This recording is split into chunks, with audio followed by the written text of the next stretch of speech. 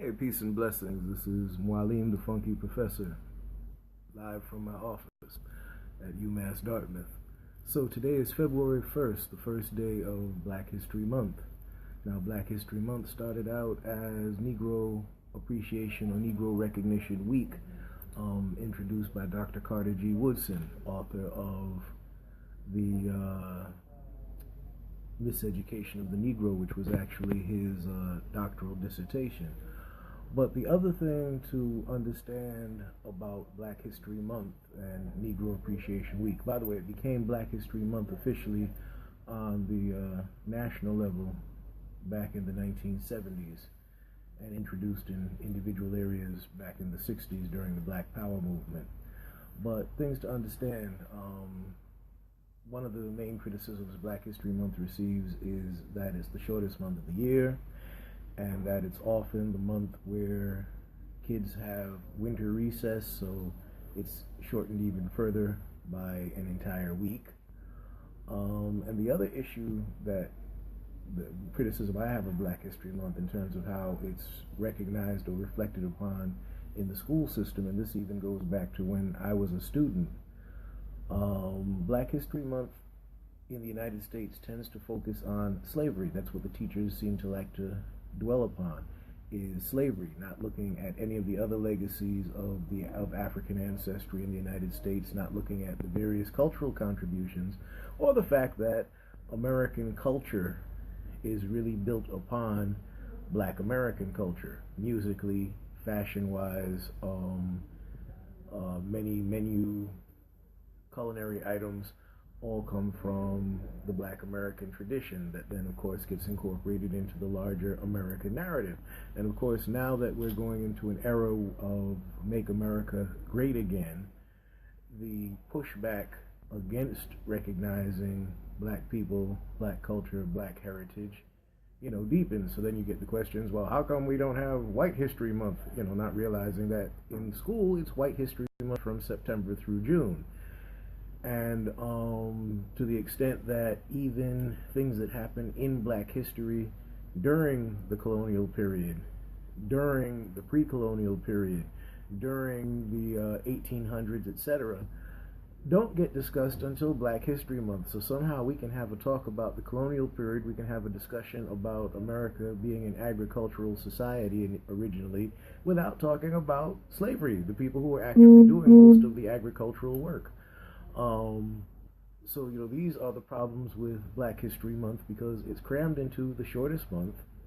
It's a month that's already cut, and of course reams and reams of information are not reflected upon. And then, of course, even more of a sabotage is the fact that we now have national themes, so that when you have Black History Month, you have to focus on a national theme, which means that we still never get to actually explore Black history, social, cultural, aesthetic. We don't get to explore it to any great depth, because what we're doing is trying to keep up with a national theme, which, national themes are a form of sabotage. It's the same thing as standardized exams and how that is dulling down the intellectual development of our students. But anyway, so the thing to understand, Black history is more than a month. This is the month that might get recognized. I remember as a performing artist, February was always my busy month, because you would get schools and organizations that wanted you to come in and be Black for the month of February. I used to assure them that I was just as Black and charming the rest of the school year, but they always wanted me specifically for February, and this is true for many presenters, performers, etc., who happen to come from the African diaspora in the United States. But what we have to look at is Black history is more than a month. It is up to us to go to the libraries. It is up to us to go on our computers and just simply hit up Google on the computer and look up facts and figures of information. Like, for example, reason why Black History Month was set in February originally was because February 1st was National Freedom Day. That was the day that Abraham Lincoln signed the 13th Amendment, which of course we all know was sort of like a double cross, because it wasn't really freedom. It just sort of transferred slavery into what became the prison industrial complex. But it was called National Freedom Day, February 1st, and of course that act got ratified on, I believe, December 1st of 1865, after first being introduced on February 1st of 1865. So that's one of the reasons why February was chosen, and of course it just sort of makes it ironic. And of course another reason why they chose it was because you had two president birthdays in February, and one president was a slave owner and the other was a pragmatic slave sympathizer. The fact of the matter is, Abraham Lincoln was not opposed to slavery. What he saw was the economic factor of slavery, that the South had an economic advantage, and the members of his party were not in favor of that economic advantage. So that was the reason why he opposed slavery, not for any moral reason or any reason that he felt African people shouldn't be owned. In fact, his proposal is what led to tenant farming and eventually sharecropping, one of the systems that basically kept the now emancipated people basically as indentured servants.